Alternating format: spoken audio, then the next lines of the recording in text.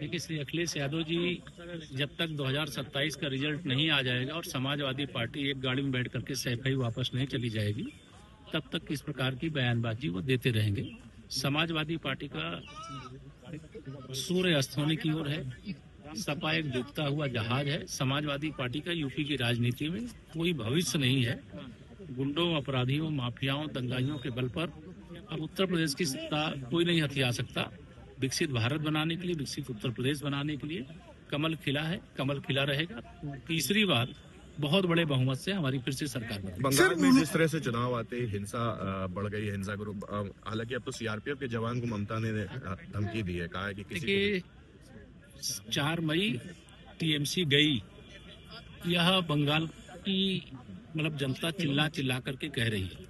जैसे टीएमसी की विदाई का समय निकट आ रहा है, वैसे बौखला करके देश की सर्वोच्च अदालत के आदेश पर जुडिशियली से जुड़े हुए अफसर वहां पर गए हुए हैं, उनको बंधक बनाना, फिर सीआरपीएफ को धमकी देना, भाजपा कार्यकर्ताओं पर हमले करना, ये पराजय का जो पहले से अंदाजा होता है उसके कारण से बौखलाहट का परिणाम। हम पीछे नहीं हटेंगे। देखिए 2027 में भी तीसरी बार प्रचंड बहुमत से भारतीय जनता पार्टी की उत्तर प्रदेश में सरकार बनने जा रही है। समाजवादी पार्टी का सूर्य अस्त हो चुका है, उसका राजनीतिक भविष्य यूपी के अंदर खत्म हुआ है। और 2027 का जब रिजल्ट आएगा तो एक वाहन में बैठ करके जाने वाली संख्या में उनके विधायक आने वाले हैं। सपने मुंगेरी लाल के जरूर श्री अखिलेश यादव जी देख रहे हैं, लेकिन वो पूरे होने वाले नहीं होते, देखने वाले होते हैं। धरातल पे भाजपा है, जनता के बीच में भाजपा है, गरीब के बीच में भाजपा है, किसान के बीच में भाजपा है, नौजवान के बीच में भाजपा है, मातृशक्ति महिलाओं आदि आबादी के बीच में भाजपा है। भाजपा ही वर्तमान है, भाजपा ही भविष्य। अखिलेश जी कह रहे हैं कि भाजपा नारी का सम्मान नहीं करते, उसके अध्याय में नारी नहीं है कहीं। देखिए श्री अखिलेश यादव जी इस समय सत्ता पाने को लेकर के बेचैन है, इस प्रकार के बयान देते हैं। भारतीय जनता पार्टी ने महिला सशक्तिकरण का जो काम देश में करके दिखाया है, महिला आरक्षण देने का काम भारतीय जनता पार्टी ने किया है। बेटी बचाओ, बेटी पढ़ाओ, बेटी को आगे बढ़ाओ से माननीय प्रधानमंत्री जी ने 2014 के लोकसभा चुनाव के अभियान की शुरुआत की थी। आज उसी का परिणाम है, हर क्षेत्र में बेटियां तिरंगा हाथ में लेकर के भारत का मान बढ़ा रही, सम्मान बढ़ा रही, परिवार को आगे बढ़ा रही हैं, गांव और शहर सबको मजबूत कर रही है। अखिलेश कह रहे हैं कि हम सबके द्वार जाएंगे, सबको समझाएंगे, पीडीए को मनाएंगे और पीडीए उनके साथ है, सरकार बनाएंगे। उनके साथ न पिछड़ा है, न उनके साथ दलित है। और आजकल वो दुविधा में पड़ गए हैं और दुविधा में दोनों गए, माया मिली ना।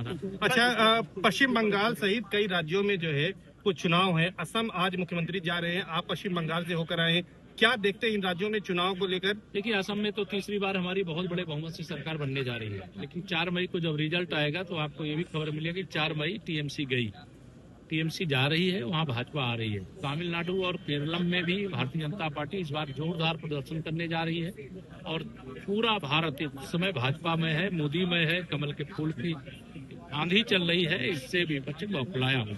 एक सवाल ये कि नोएडा का जो जिला अस्पताल है वहाँ पर 60,000 पशुओं के इंजेक्शन मंगा लिए गए। अखिलेश यादव जी ने इस पर भी ट्वीट किया है, उन्होंने कहा है कि शायद है कि बीजेपी को नहीं समझ में आ रहा है। अखिलेश यादव जी को बताइए कि आप वाला काम जो पत्रकारों का काम है श्री अखिलेश यादव जी ले लें। अगर कोई गड़बड़ करेगा जांच करके कार्रवाई करेंगे।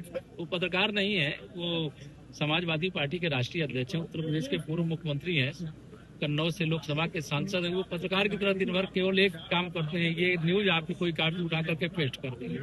धरातल पे अखिलेश जी और उनकी पार्टी का कुछ नहीं, उनके पास धरातल पे गुंडे, अपराधी, माफिया, दंगे, भ्रष्टाचारी।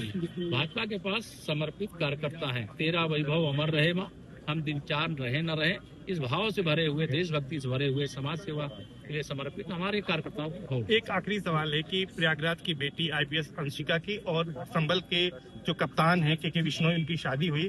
कुछ समाजवादी पार्टी के विधायक उस शादी में शामिल हुए राजस्थान में, लेकिन अखिलेश यादव जी को ये भी नागवार गुजरा, उन्होंने अपने ही विधायक को जवाब मांगा। कितनी मतलब घटिया बात।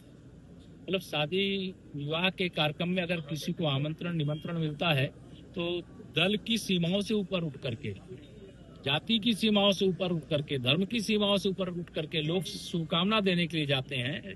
जो शादी विवाह का समारोह हो, चाहे रिसेप्शन का कार्यक्रम हो, हम तो बहुत बहुत बधाई देते हैं कि ये शादी समारोह जो हुआ है बहुत अच्छे ढंग से हुआ है और उसको पूरे देश ने उसका वेलकम किया है और हम भी बधाई देते हैं, शुभकामना देते हैं कि दोनों का जो वैवाहिक जीवन है, जैसे वो आईपीएस के रूप में अपनी सेवा करने में सफल है, वैसे उनका वैवाहिक जीवन भी इतना सफल रहे कि समाज के लिए आदर्श बने।